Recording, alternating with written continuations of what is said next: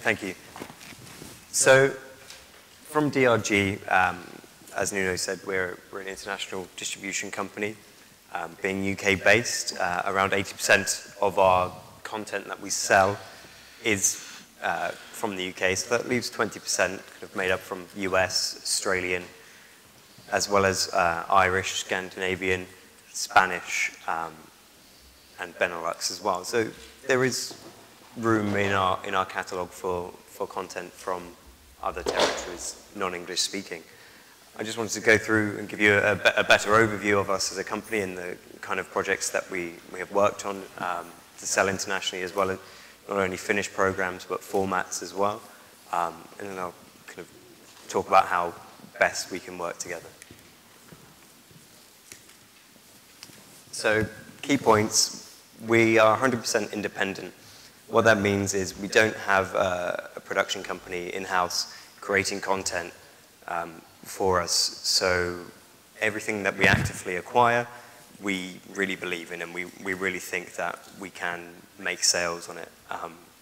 Generally, if we acquire something, it's not going to get lost in a catalogue. We're not there, programs that we acquire aren't there to just make up numbers.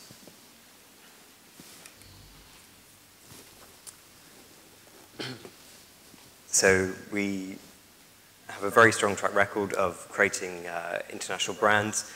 We were formed 4 to 5 years ago from 4 different companies, each having their own specialities. So there was Portman Film and Television, which specialized in drama, Channel 4 International, which used to be the sales arm of Channel 4, ID Distribution, which specialized in reality television, and Zil, which is a format company. So with those 4 specialities, we can kind of cover those as the one group now.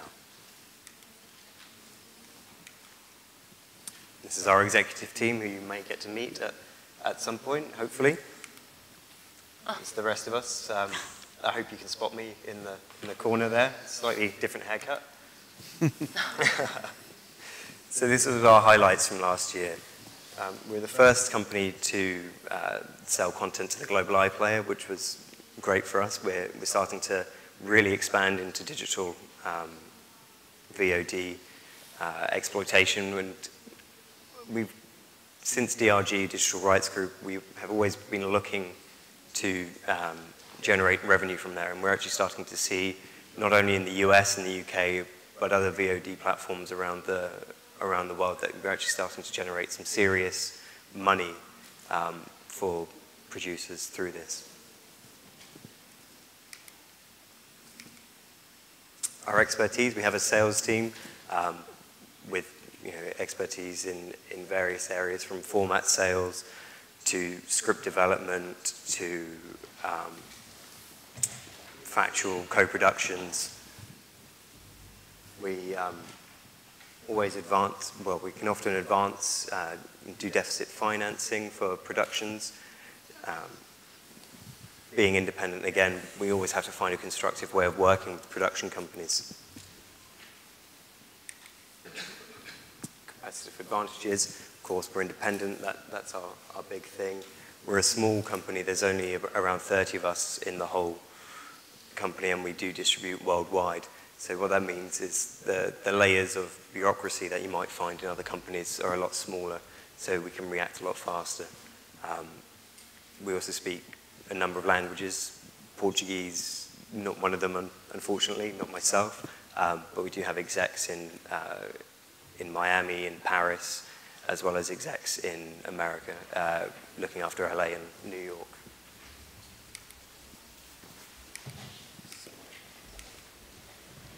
International markets, as you heard earlier, we attend NatP, MIP-TV, MIPCOM, so if you can get down to one of those markets, please do come along and speak to us. I think they're probably we operate in 6 monthly cycles around MIP. So it's definitely, if you can attend one of those and come along, it is better for us to work in those kind of 6 monthly cycles, talking to you, developing ideas and productions through those 6 monthly cycles.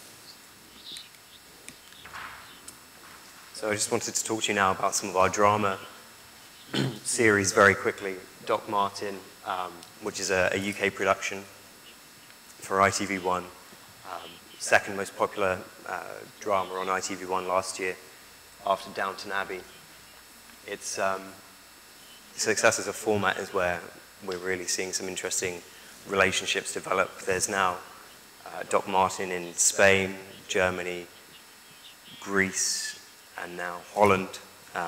So just the idea that a script can travel and be developed in separate countries, and finding ways of working that is a really interesting one, and something that we're developing more and more with the likes of Shameless, which there's going to be a Ukrainian version. We also have a Finnish series, Easy Living, which is 3 series long, won a lot of awards in Finland. We took the rights on to sell internationally, not only as a Finnish program, but also as a format. So there's ways of working with smaller territories and their programming to get them out internationally, not only as finished projects, but as the format as well. We also do a lot of factual programming. That's my expertise. We, as I said, used to be part of Channel 4, and we're still trying to keep that brand content alive. So The Real King's Speech, which is a perfect example of factual programming that can sell internationally because it was delivered just after the Oscars last year, has that international resonance. Everybody knows the film. It was very easy to get out to market. Marathon Boy, although it's a UK production, it's an Indian story. It's about I think he's 5 years old, and he is been training for marathons, and I think he ran 20 marathons in 1 year as a 5-year-old. This kind of programming is very easy to sell internationally. It kind of crosses boundaries. People get it very easily. It doesn't necessarily have to be a UK production for this kind of story. The international resonance is there. Extreme parental guidance. So this is another series that we took on as a UK commission, which we have then sold internationally, but also working with production companies in other territories to create formats. It's spun off from the Super Nanny series that Channel 4 produced a number of years ago. And Chocky Wocky Doodah is just a great example of character-driven, factual series with long-running episodes, multi-episodes, that just sells very, very widely, from Globosat in Brazil to SVT in Sweden. We're seeing more and more series like this, where although it's notionally very British, they're very British characters, they're big, and they come out on the screen. The Singing Bee, this is more of our kind of pure formatted slate. So The Singing Bee was an American format, which we then sold internationally. We actually sold it into Portugal on SIC. So we try and do a lot of that work with game shows and things like that. And the most interesting one that we've had recently was from Belgium, the Generation show. So similar to Portugal, small population, but a very creative population. The show is actually not in French, it's a Flemish show, so it's even more kind of niche kind of language than Portuguese. But we have taken that series out internationally to market, not as a finished program, because frankly that wouldn't sell, but we have sold the format to China, where it's regularly getting something ridiculous like 200 million viewers. So it just shows that if the creative idea is there and the show is there, then, and there's tape that broadcasters can see internationally, that good ideas will travel. Don't Tell the Bride is another UK production. So in this one, I don't know if you've come across it before.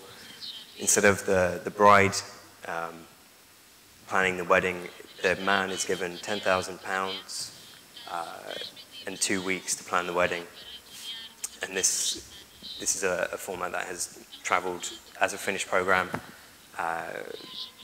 around the world, but also in individual markets as well, and been adapted for individual markets. So from Greece to Poland to Sweden to Denmark to Ireland to the US, the kind of format that you can get in 3 lines is, if you're a format creator, it's an interesting example of how far it can travel.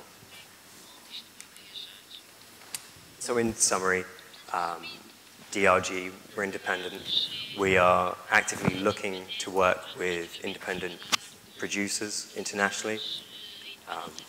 Language shouldn't be an issue. Creative ideas are important. I would urge everybody to submit to come to conferences like MIP and MIPCOM, and if you're a documentary filmmaker, apply for the likes of IDFA and Sheffield. I was in Sheffield last week and spoke to producers of projects, as varied from a finished project about suicide to a Palestinian project about tunnels underneath Gaza. So there really are opportunities out there and creative ways of working. That's it. Okay.